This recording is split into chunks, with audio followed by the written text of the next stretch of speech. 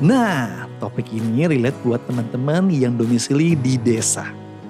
Kita akan bahas apa? Kita akan ngebahas tentang Pindar untuk ekonomi desa dan komunitas lokal. Relate kan? Relate dong. Ayo catat, simak materinya sampai habis ya. Stay tune. Ya, baik. Selamat malam Bapak Ibu sekalian. Selamat malam Sobat Pindar. Terima kasih sudah bergabung di sesi ini. Hari ini kita akan membahas mengenai topik yang sangat penting, yaitu bagaimana memastikan layanan keuangan digital bisa menjangkau desa dan komunitas lokal, bukan hanya sekedar hadir, tapi juga memberi dampak nyata dan juga berkelanjutan. Bersama saya hari ini hadir dua narasumber yang luar biasa. Ada Ibu Siti Asisah. Selamat malam Ibu. Deputi Bidang Kewirausahaan Kementerian UMKM. Kemudian juga, ya, Ibu Siti Asisah. Kemudian ada Ibu Leni Rosalin, Senior Advisor dari ASEAN Development Bank. Saya sendiri Tovan Saban, Ketua Klaster Produktif AFPI yang akan memandu diskusi kita malam ini. Baik, kalau begitu saya mulai dulu dari Ibu Leni. Ibu Leni, izin bertanya pertanyaan pertama, Bu. Boleh dibagikan apa tantangan terbesar dalam memperkenalkan layanan keuangan digital di desa atau komunitas lokal yang masih minim literasi digital? Boleh di-share, Bu? Oke, terima kasih Pak Tovan. Selamat malam Sobat Pindar semuanya. Terima kasih ya atas kesempatannya ini. Jadi kalau kita lihat jumlah desa dulu nih ya di seluruh Indonesia ini kan jumlahnya lebih dari 75.000 desa. Jadi kalau kita lihat dari aspek cakupan internetnya di Indonesia belum merata, terutama di pedesaan dan daerah terpencil ya, serta kepulauan. Kita punya 17.000 lebih ya kepulauan ya, yang ada pun terkadang juga lemah ya. Ada internet di sana tapi terkadang lemah dan tidak stabil sinyalnya, sehingga kurang bagus lah kalau untuk melakukan transaksi keuangan digital misalnya. Ya, jadi itu yang pertama. Kemudian akses ke handphone pintar juga masih kendala. Harganya cukup mahal untuk kantong sebagian besar masyarakat kita yang tentunya yang berpenghasilan kurang ya. Nah, kemudian yang berikutnya juga literasi digital ini juga masih rendah kalau kita perbandingkan antara kota dan desa. Yang di desa ini masih jauh lebih rendah, dan ini menyebabkan penduduk desa juga kurang bisa memanfaatkan internet secara optimal. Mereka taunya hanya digunakan untuk media sosial aja ya. Nah, jadi ini juga sangat menjadi salah satu kendala juga. Nah, yang berikutnya itu literasi keuangan di antara mereka sendiri tentunya juga rendah, sehingga di satu sisi masyarakat desa belum dapat memanfaatkan layanan keuangan digital secara penuh, tapi di sisi lainnya mereka juga akan mudah menjadi korban penipuan maupun korban pinjaman online ilegal misalnya. Nah, pinjol ini yang sebenarnya merusak citra P2P lender di Indonesia. Itu kira-kira Pak Thomas dan sobat semuanya. Oke, baik. Ibu Asisah, melanjutkan pertanyaan kepada Ibu Leni. Ketika kita bicara mengenai layanan keuangan digital di desa, menurut Ibu sendiri dari pengalaman Ibu saat ini, apa sih Bu tantangan terbesar yang Ibu lihat? Apakah memang literasi digital, akses internet, atau mungkin ada hal-hal lain yang juga menjadi tantangan terhadap layanan baru ini? Silakan Ibu. Baik, terima kasih Pak Tovan. Assalamualaikum warahmatullahi wabarakatuh. Selamat malam sahabat Pindar. Jadi mungkin kalau kita bicara pedesaan, tentunya yang paling utama adalah kesenjangan teknologi. Jadi memang kita sadari bahwa masih banyak masyarakat di pedesaan saat ini yang gaptek lah ya, atau gagap teknologi. Dan sebetulnya hal ini bisa menjadi penghambat untuk akses terhadap informasi. Tapi tentunya pemerintah tidak tinggal diam, karena kita juga perlu meningkatkan ekonomi di desa, terutama daerah-daerah yang memang sumber dayanya sangat luar biasa. Jadi untuk itu memang beberapa faktor yang harus kita pertimbangkan, apakah itu akses internet seperti yang disampaikan juga oleh Ibu Leni, dan kita juga perlu sekali mengadakan sosialisasi dan workshop untuk digitalisasi. Jadi kami Kementerian UMKM dan khususnya di tempat kami kebetulan digitalisasi adalah salah satu hal yang menjadi tupoksi dari Deputi Bidang Kewirausahaan. Kita harus make sure juga bahwa literasi digital itu tidak hanya di perkotaan tapi juga di pedesaan. Nah, untuk itu juga kita terus mendorong terutama pemanfaatan kehidupan sehari-hari dengan menggunakan teknologi. Sebetulnya Pak Taufan, hal ini sudah banyak sekali peningkatan pada saat kita COVID. Jadi kalau COVID ini yang blessing in disguise itu karena kita dipaksa untuk mengenal dunia digital, di mana kita pada saat itu tidak bisa melakukan kegiatan secara fisik, bertemu dan sebagainya. Jadi kegiatan UMKM dan wirausaha ini memang banyak dilakukan melalui online, dan ini tentunya sangat positif karena peningkatan literasi digital ini juga meningkat. Jadi ada baik di perkotaan ataupun pedesaan. Mungkin itu dari kami. Terima kasih. Ya, baik Ibu.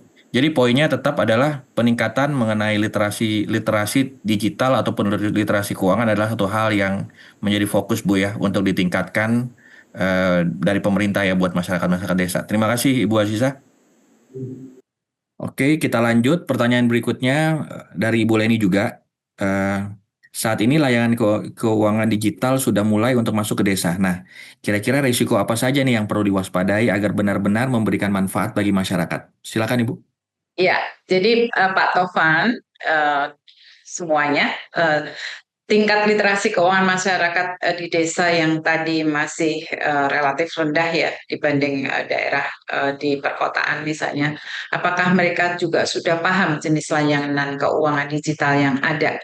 Terus apakah mereka juga paham manfaatnya, cara menggunakannya, resikonya ya yang ada kalau mereka menggunakan layanan tersebut, dan masih banyak lagi. Nah, ini yang harus dicermati oleh para pelaku jasa keuangan digital juga. Penyedia jasa keuangan digital juga harus turut membantu pemerintah ya meningkatkan literasi keuangan ini karena juga masuk akal secara perhitungan bisnis mereka, ya kan? Nah, jadi kita harus juga tetap menerapkan prinsip prudentiality, kehati-hatian. Jangan karena mengejar target terus lupa berhati-hati ya. Platform pinjaman daring ini perlu mengukur dan memperhatikan tingkat literasi keuangan dan melek digital masyarakat desa yang menjadi target dari pasar mereka. Jadi apakah mereka sudah siap atau belum? Ini penting ya untuk kedua belah pihak. Jika sebuah platform pindar memaksakan memberikan pinjaman kepada nasabah yang belum siap, maka si peminjam tentunya akan kesulitan mencicil pinjamannya kan, dan platform juga akan rugi karena pinjamannya juga akan macet ya. Nah, satu lagi tentunya over indebtedness ya, kelebihan utang. Dengan mudahnya seseorang mendapatkan pinjaman secara daring, jadi nggak terasa nih si peminjaman akan kelebihan utang. Sering kita dengar peminjam daring gali lubang tutup lubang untuk melunasi pinjamannya. Dan ini bisa terjadi pada siapa saja termasuk masyarakat desa. Nah, inilah pentingnya tentunya kita tadi ya bagaimana kita mengetahui risiko yang paling krusial di sini dan bagaimana cara meminimalkan risiko tersebut. Gitu Pak Taufik. Mungkin selanjutnya kita ke pertanyaan berikutnya Ibu. Tentu kita kalau berbicara mengenai layanan keuangan digital yang masuk ke desa, seperti yang Bu Leni juga sudah sampaikan, ada risiko yang terjadi. Salah satunya adalah overfinancing, menurut pengamatan dari ADB. Kalau dari sisi Ibu, ini menarik juga Ibu, seperti apa kira-kira risiko yang mungkin akan timbul gitu dari pelayanan ini, dan juga bagaimana pemerintah bisa mengantisipasi risiko-risiko ini? Silakan Ibu. Oke, jadi sebetulnya sebelum terjadi risiko, betul kita sudah mengantisipasi dengan tadi salah satunya adalah kita memberikan sosialisasi, workshop mengenai digitalisasi dulu, itu yang pertama. Kemudian literasi keuangan itu akan mengikuti. karena saat ini juga banyak sekali para pengusaha UMKM dan wirausaha ini yang masih belum terlalu baik di literasi keuangannya. Nah, khususnya di desa, kita juga kebetulan ada salah satu tema dari wirausaha adalah pengembangan wirausaha desa. Di sini kita bekerja sama dengan banyak pihak untuk memberikan lagi-lagi pengetahuan yang sangat dasar mengenai keuangan itu sendiri. Karena belum sampai pada overfinancing saja, mereka juga perlu kita perkenalkan apa sih itu mengenai kredit, apa sih itu mengenai produk-produk perbankan, insurance, asuransi, dan bagaimana mereka bisa memanage usahanya dengan baik.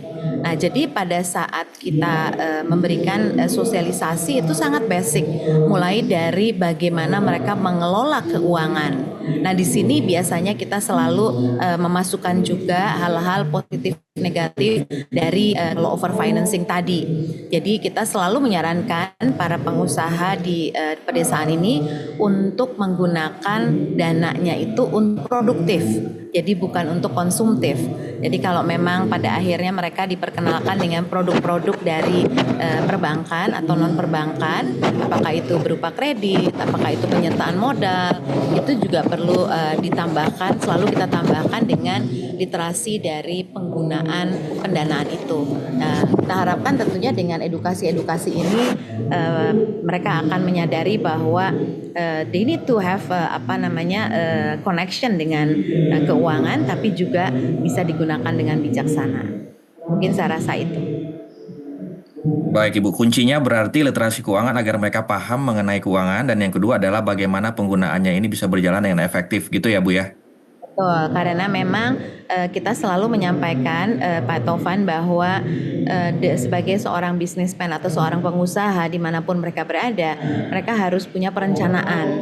Nah, perencanaan ini termasuk di dalamnya tentunya perencanaan keuangan. Baik Ibu, terima kasih banyak buat penjelasannya Ibu Aziza. Oke, pertanyaan terakhir mungkin dari saya. Buat Ibu Leni, strategi apa nih Bu yang dapat diterapkan agar desa tidak hanya menjadi penerima pinjaman, tapi juga menjadi bagian aktif dan mandiri dalam ekosistem layanan keuangan digital? Silakan Ibu. Ya, di sini ada 3 poin penting ya, yang menurut saya ini perlu kita sama-sama soroti ya. Dan yang pertama adalah kita perlu selektif dalam memilih nasabah.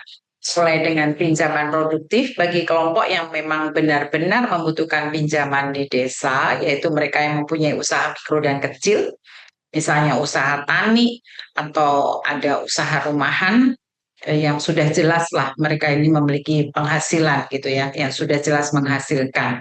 Dengan demikian kita dapat mengukur kemampuan bayar dari para peminjam ini ya. Nah, kemudian yang berikutnya, jika pun harus memberikan pinjaman bersifat konsumtif, kita perlu bekerja sama dengan lembaga setempat ya, misalnya dengan koperasi desa yang sudah cukup mengenal karakteristik dari masing-masing warga desa tersebut ya.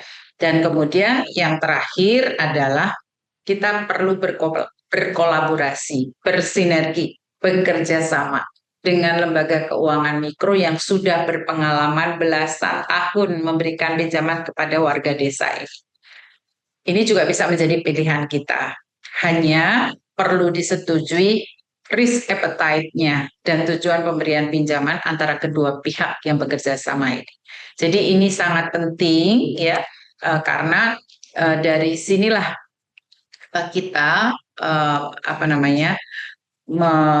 menyoroti ya peran kolaborasi antara pemerintah, platform layanan keuangan digital, komunitas lokal, lembaga pendidikan ya, dan pentingnya juga kita memiliki program peningkatan kapasitas digital dan keuangan, dan tentunya pemanfaatan koperasi atau lembaga lokal sebagai penghubung dan penguat ekosistem ini juga akan turut menjadi bagian kita membangun strategi ini dalam kerangka ekosistem keuangan digital yang kokoh di Indonesia.